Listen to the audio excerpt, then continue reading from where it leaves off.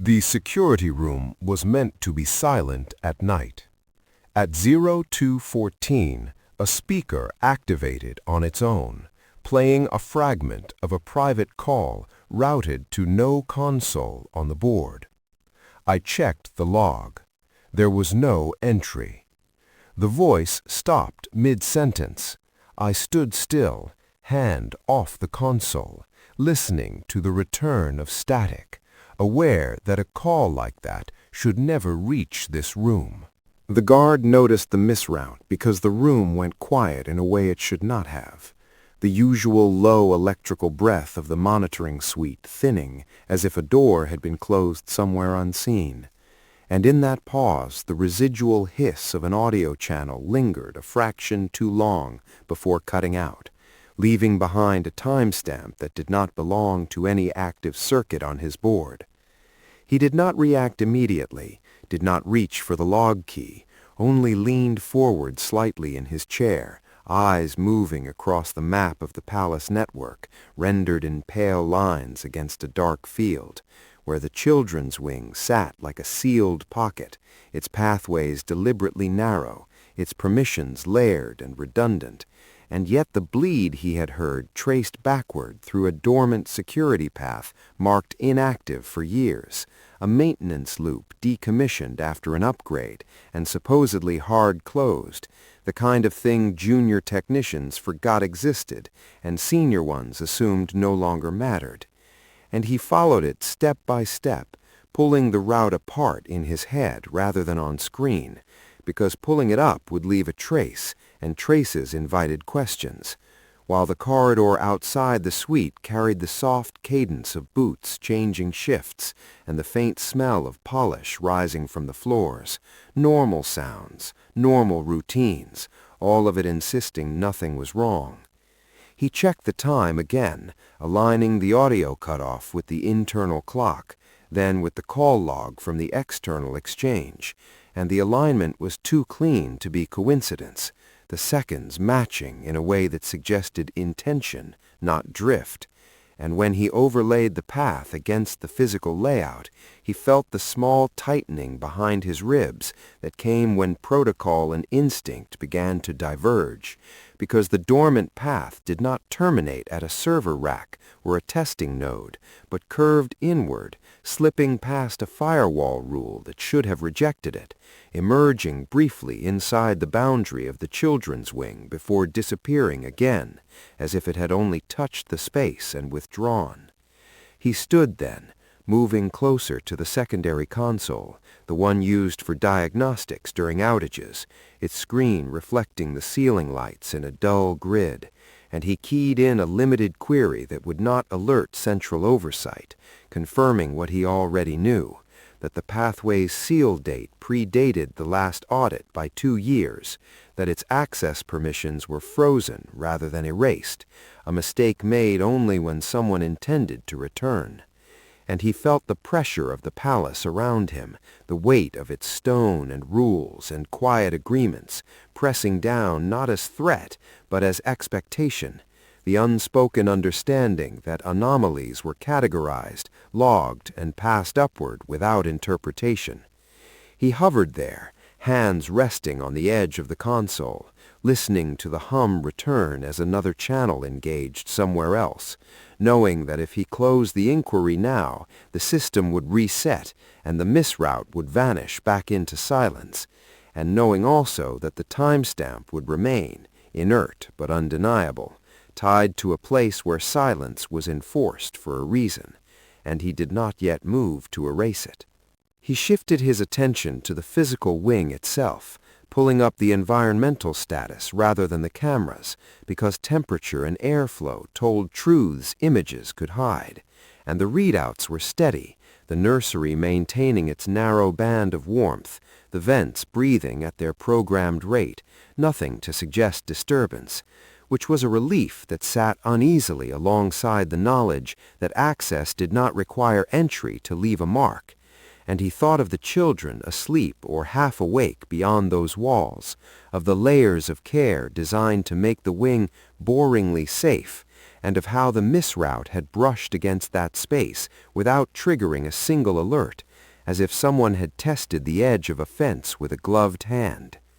The guard returned to his seat, lowering himself carefully, and began reconstructing the path in a sandbox environment, copying the dormant loop into isolation where it could not speak to the live system, his movements economical, practiced, the product of years spent learning how to look without being seen.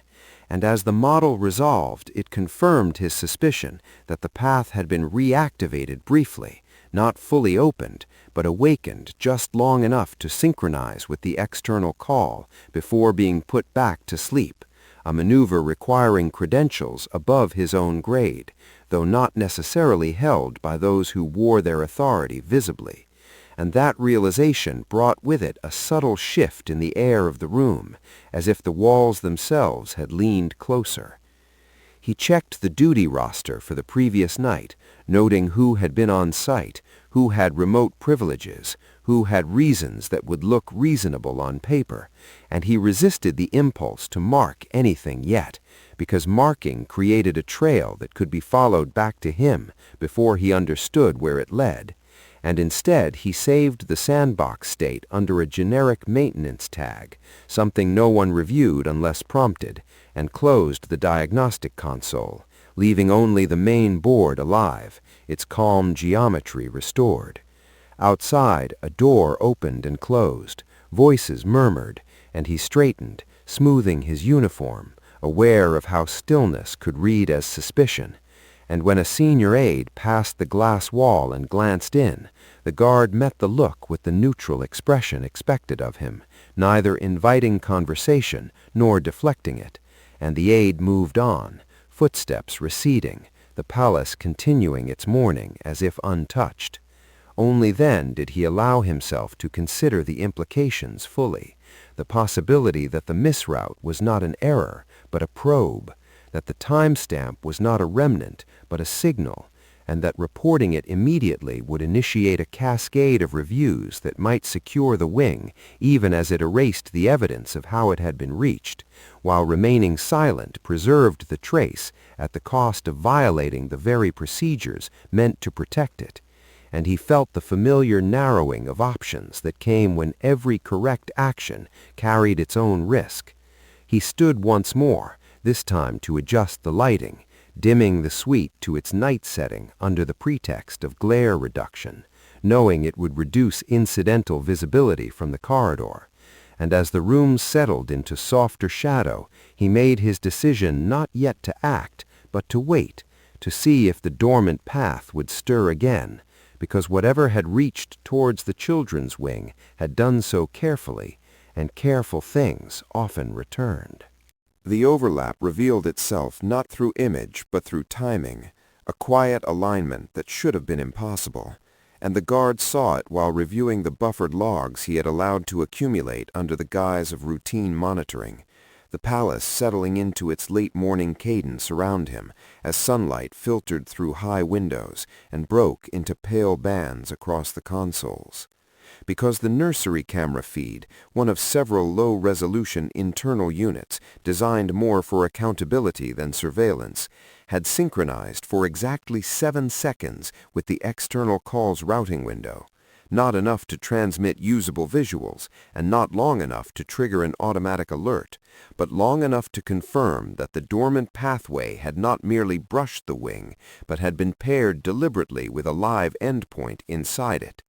He did not replay the footage itself, did not need to, because the metadata told the story more clearly, frame counters aligning with packet timestamps in a way that required active coordination, and he felt the weight of that realization settle into his shoulders as he cross-checked the camera's maintenance history, noting that it had been recalibrated 3 weeks earlier under a general systems update signed off by an authority figure whose name appeared often enough to seem unremarkable. And that ordinariness disturbed him more than an overt breach would have, because it suggested familiarity with process rather than disregard for it.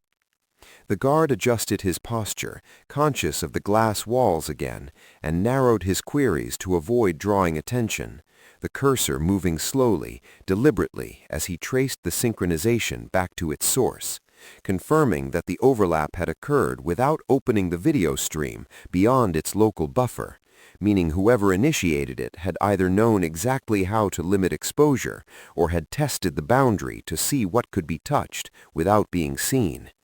And he imagined the nursery at that moment, the low light maintained for the children's comfort, the faint mechanical sigh of climate control, the presence of staff moving quietly in soft shoes, all of it continuing unaware that a technical hand had reached into that space and withdrawn.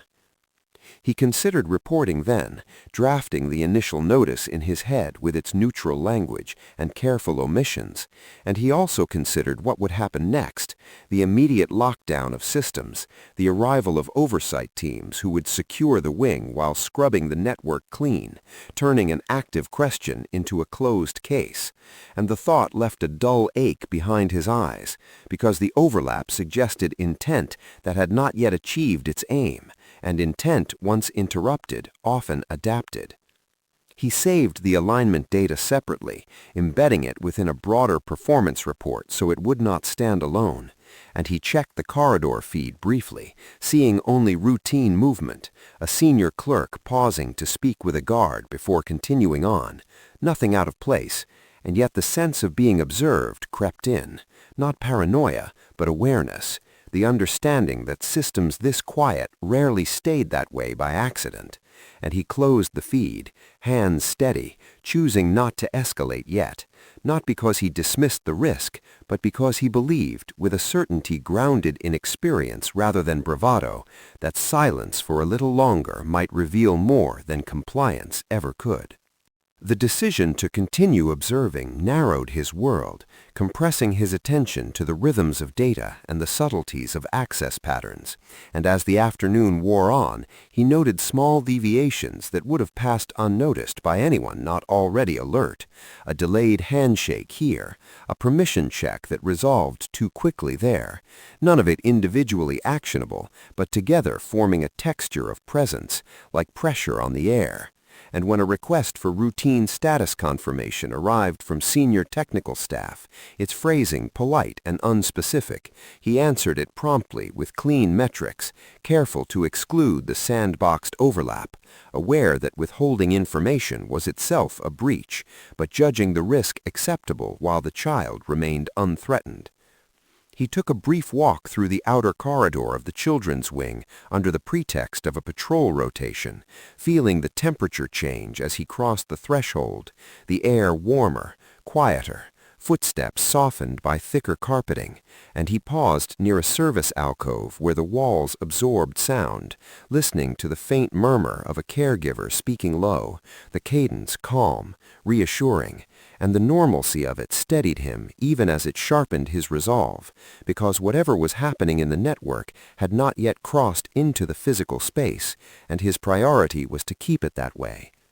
Returning to the suite, he found a message waiting from an administrative authority requesting clarification on minor discrepancies in network uptime, the sort of inquiry that could be routine or could be the first probe in a larger response, and he replied with precision, citing legacy systems and recent updates, offering to provide further detail if required, his tone measured, professional, leaving no hint of resistance while committing himself to nothing. And he felt the familiar tension of operating in the narrow space between obedience and responsibility, where every action had to serve two masters without revealing that fact.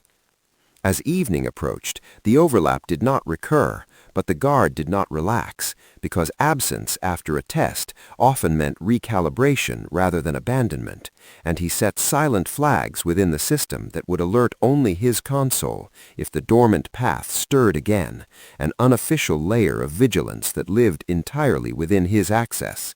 And he sat back, eyes scanning the board, the palace lights shifting toward their night cycle, shadows deepening along the corridors, and he understood then that the choice to observe had already altered his position, placing him subtly at odds with the expectation of immediate reporting, and that if the overlap proved to be more than a technical curiosity, his delay would be scrutinized as closely as the breach itself. but he accepted that weight without ceremony, because the child's safety for now remained intact, and because uncovering the shape of the misuse mattered as much as stopping it.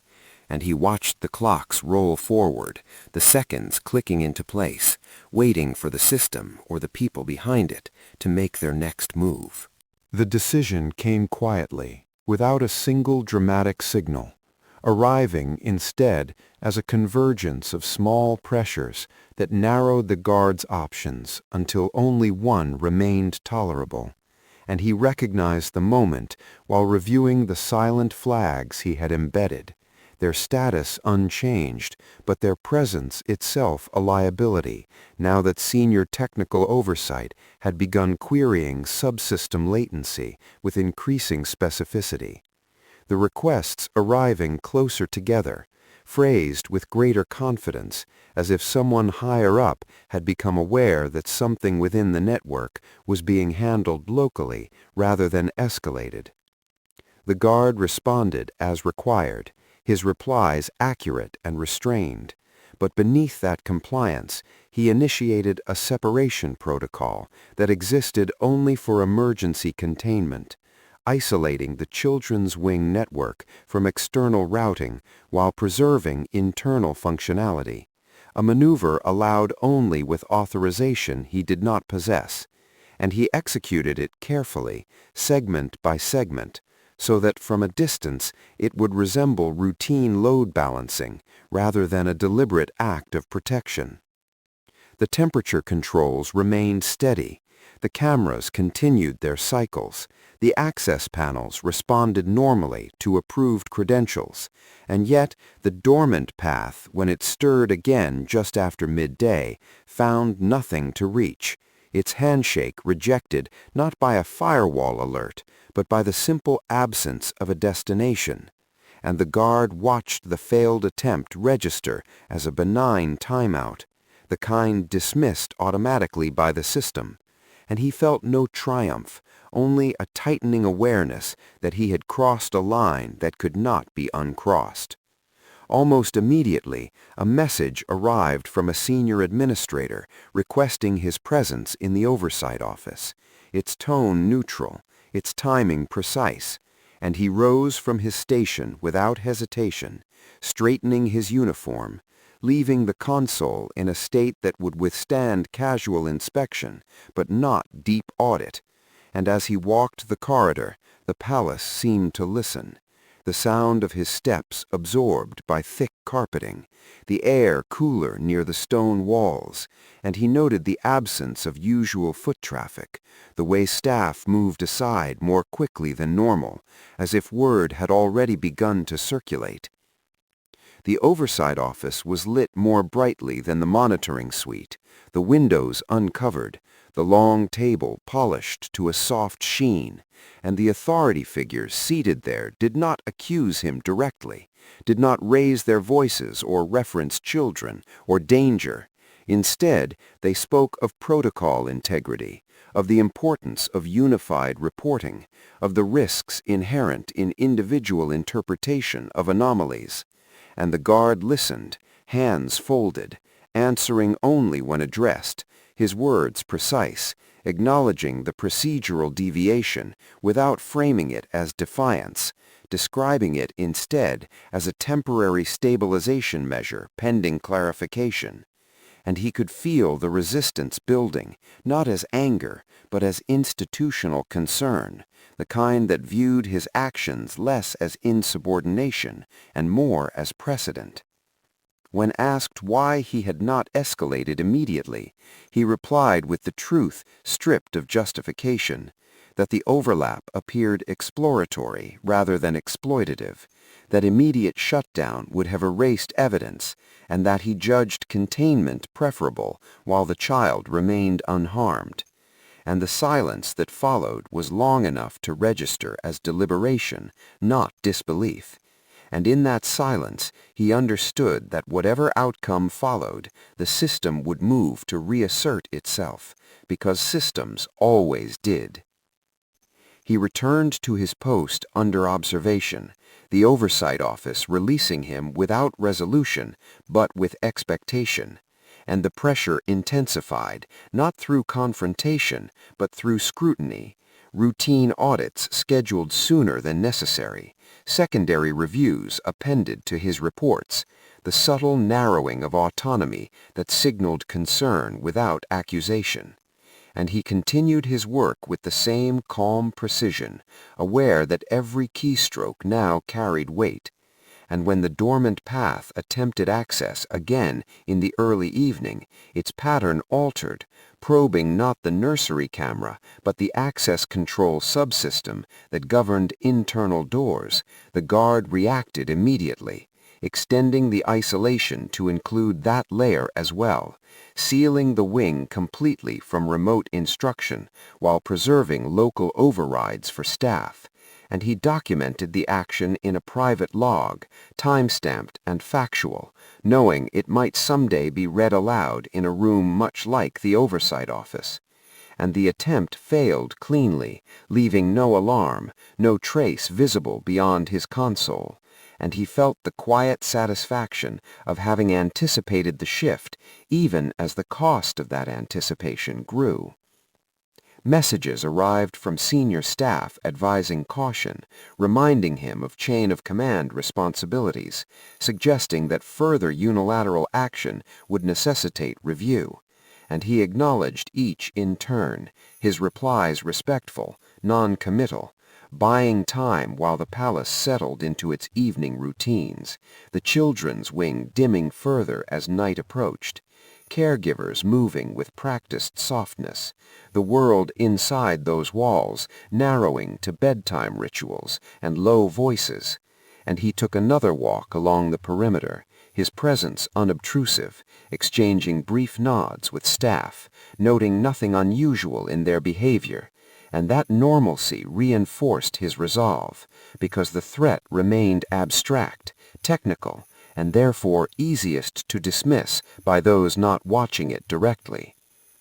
Back in the suite, he observed a new development, an administrative credential attempting to query the wing's network status from a high-level console, its access legitimate, its timing suspicious, and he allowed the query to return sanitized data, the isolation masked as redundancy.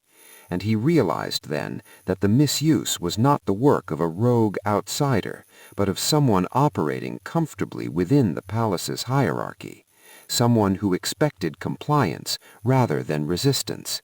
And the realization carried with it a heavier moral weight, because opposing an external threat was simple compared to obstructing an internal one. The guard adjusted his stance, figuratively and literally, settling deeper into the role he had chosen, knowing that escalation was now inevitable, that his actions would force a response, and that the protection of the child had become inseparable from the exposure of authority misuse. And as the night deepened and the palace lights softened, he remained at his station, eyes steady on the board, prepared to absorb whatever consequences followed, because the choice had been made not in defiance, but in duty, and duty, once claimed, did not allow retreat. Containment did not arrive with sirens or sealed corridors, but with paperwork, bodies in motion, and the slow tightening of authority around a problem it no longer wished to remain abstract. And the guard sensed the shift early, before the formal notices circulated, when access privileges across adjacent wings were quietly revalidated, and additional security personnel appeared on duty rosters without explanation, their presence justified as precautionary rather than corrective. And he continued his work under that widening shadow, maintaining the isolation he had imposed while documenting each system interaction with meticulous neutrality, aware that facts would matter more than intent once the process began. The first formal directive reached him mid-morning, instructing him to relinquish network control to a senior technical team for comprehensive review, and he acknowledged it immediately, while requesting, as protocol allowed, confirmation that child safety measures would remain uninterrupted during the transition, a request that introduced a pause into the exchange, brief but telling, before assurances were provided in language careful enough to reveal concern without conceding fault, and he complied, transferring surface-level oversight while retaining the physical security of the wing, his role narrowing even as responsibility remained implicitly his. The review team arrived in stages, their equipment wheeled in silently, their demeanor professional, and he observed them from a measured distance, noting how their queries avoided the dormant path at first, focusing instead on his isolation measures, the deviation he had authored, and he answered plainly, providing logs, timestamps, and justifications stripped of emotion, allowing the record to speak while he watched their expressions remain composed, revealing nothing. Only later did the questions turn toward the overlap, the synchronization he had preserved, and the guard felt the subtle release of tension then, because the evidence existed outside his narrative now, embedded in system history, resistant to reinterpretation. And as the technicians traced it themselves, their posture shifted almost imperceptibly, shoulders angling inward, voices lowering, and the palace around them seemed to respond in kind, its ambient noise softening as if listening. Access to the children's wing was formally restricted under a containment notice framed as a routine security enhancement, caregivers informed without alarm, their routines adjusted with minimal disruption, and the child remained unseen, protected by the very ordinariness of the measures. And the guard took position at the wing's outer boundary, his presence constant, unobtrusive, the familiar temperature and muted light grounding him as authority figures moved past, conferring in low tones, their concern focused less on the child than on the implications of how the boundary had been tested. And he understood then that containment was as much about narrative control as safety, about restoring confidence without exposing fracture, and that his role within that effort was already being assessed. The resolution unfolded without ceremony, announced through updated protocols and revised access hierarchies rather than statements or apologies, and the misuse of authority was addressed obliquely, a senior credential quietly suspended pending review, responsibilities redistributed under the guise of administrative realignment, and the guard observed these changes with the same restraint he had maintained throughout, noting how the system corrected itself without ever naming the cause, and he submitted his final report at the end of the cycle, comprehensive, factual, its language deliberately spare, documenting the breach, the overlap, the containment actions taken, and the preservation of child safety as the sole constant. And when he delivered it, no one thanked him, no one reprimanded him. The document accepted with a nod and filed into a process that would outlast any individual.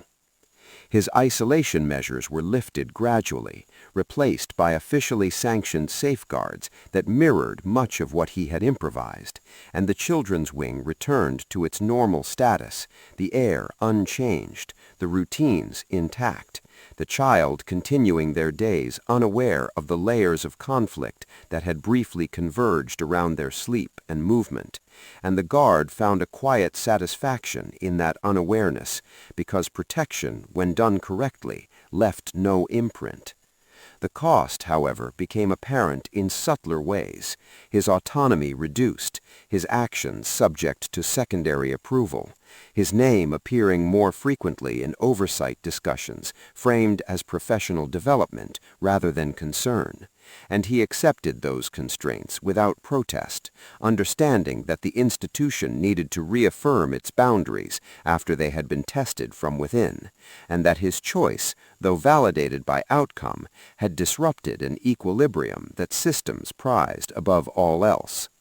On his final patrol of the week, he paused, as he often did, near the service alcove, listening to the familiar sounds of the wing, the soft exchange between caregiver and child, the steady rhythm of a place functioning as intended, and he felt the tension ease from his shoulders, not relief, but completion, the sense that a sequence had run its course. Returning to the monitoring suite, he took his seat and surveyed the board, its geometry restored, its pathways clean, and he noted the absence of the dormant loop, finally excised during the review, the space it had occupied, now inert, and he logged out at the end of his shift with the same precision he had brought to every action, stepping back into the corridor where the palace continued its measured life, unchanged in appearance, altered only in the quiet knowledge carried by a few. And as he handed over to the next guard, exchanging a brief nod, he understood that the story of what had happened would never be told in full, and that was as it should be, because the child was safe, the misuse contained, and the cost of choosing instinct over protocol had been paid not in punishment or praise, but in the steady, enduring weight of responsibility, which he bore without complaint as he walked away.